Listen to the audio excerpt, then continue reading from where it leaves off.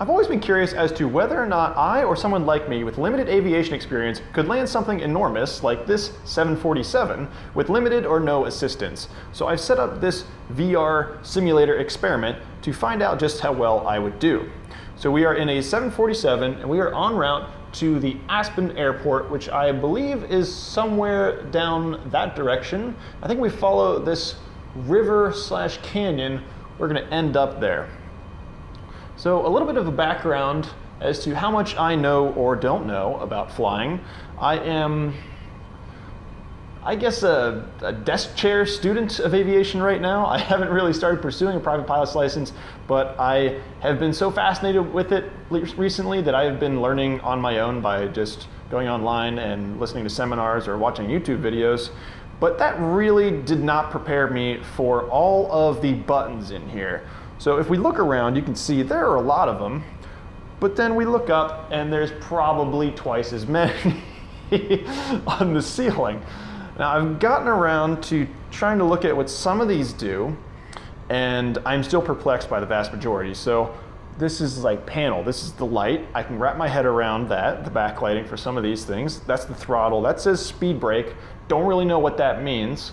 That's the landing gear over there. I'm gonna need that at some point. I gotta keep an eye out for where this airport is. I might not even be, oh, that's not good. So that's an alarm. I don't know what it means. Is that the airport over there? It looks like it. Huh. So we are in the Rocky Mountains, and as a result, we are pretty high up. Our altitude is 9,600. But the problem is that's from sea level. I have no idea how far off the ground we are. But we are on approach. I've noticed there's this little checklist on the yoke, so we can drop this little thing down to approach. We need to have our recall checked. Sure, whatever that means. Landing data is set. Yeah, again, don't know what that means. Transition level checked, auto brakes set. Yeah, I'd love to know what auto brakes are, because I feel like I'm gonna need them. Gonna try and slow us down a little bit, although it looks like we're coming in low. That looks like the airstrip there. I'm gonna try and line us up. Now I have one problem here. I don't have rudder control because I don't have pedals.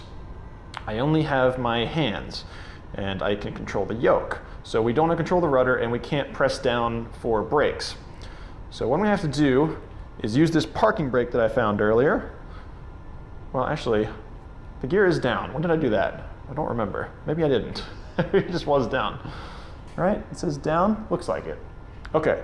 So I'm just going to throw that parking brake on now, so I don't have to worry about it later.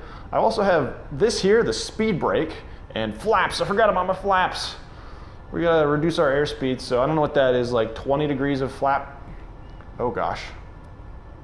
Oh, it's shaky. Really wish I had a rudder. And this thing handles like a bus. Actually, it handles more like... I gotta listen to what he's saying. 150, 40, 30, 20, 10. Okay, whatever these are. And then reverse thrust. And then more of those. Ah! I know we're gonna make it. Slow down. Slow down. It's coming up fast. Oh, it's coming. Oh, I feel like we're moving in like a 3-story building. Clunk. We just ran over those lights, but I think we're short of the end.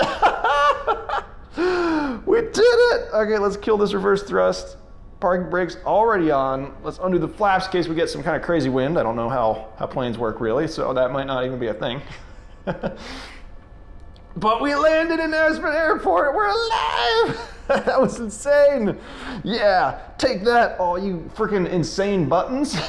Oh, let's see how it went. Let's hop into another view, and let's take a view from the tower. Uh-oh, just lost some connection there.